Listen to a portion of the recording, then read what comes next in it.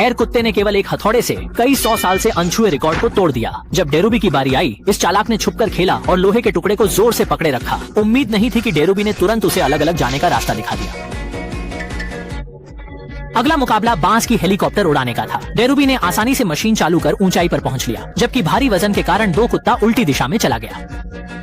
अगले चरण में आग के घेरे के भीतर छलांग लगाने का करतब दिखाना था।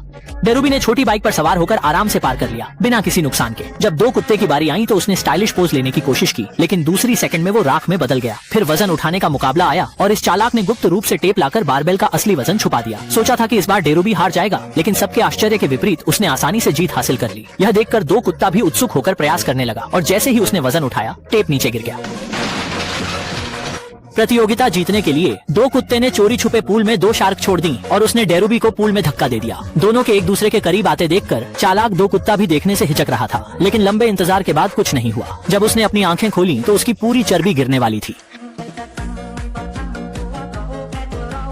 गरीब आदमी के पास कई बच्चे थे और उसके पास उतने ही फल। उनके परिवार में सबसे कीमती चीज एक बांग देने वाला मुर्गा माना जाता था। बच्चे मांस के एक छोटे सा टुकड़े के लिए रोज शोर मचाते थे, लेकिन आदमी इस संपत्ति को खत्म करने के लिए अनिच्छुक था। एक दिन मुर्गा पड़ोसी के आंगन में चला गया और वापस आने से मना कर दिया। यह देखकर मोटा पड़ोसी गुस्से में आ गया और धमकी दी कि अगर उसे जल्द खत्म नहीं करेगा तो तुम्हारे पूरे परिवार का ख्याल रखेगा।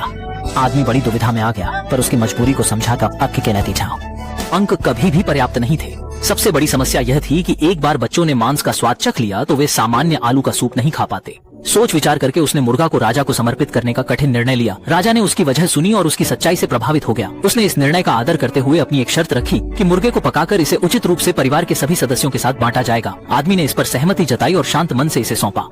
परिवार के मुख्य सदस्य ने राजा को मुर्गे का सिर और गर्दन सौंपा।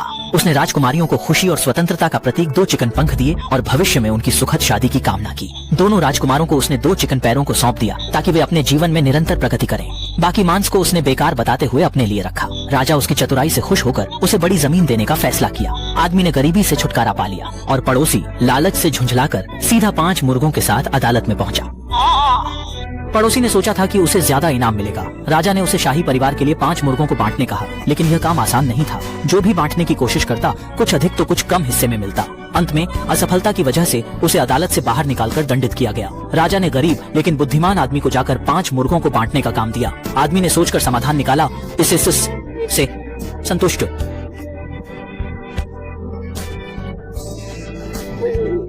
उस आदमी ने ट्रिनिटी विधि का इस्तेमाल किया और सबके बीच समान वितरण किया। राजा और रानी को उसने एक चिकन दिया और इसे संघ और सद्भाव का प्रतीक बताया। राजा उसकी समझदारी से प्रभावित हुआ और उसे एक और बड़ा इनाम दिया। असली संपत्ति चतुराई नहीं, बल्कि ईमानदारी और परोपकारिता है। अंत में लालच से बचने में ही भलाई है।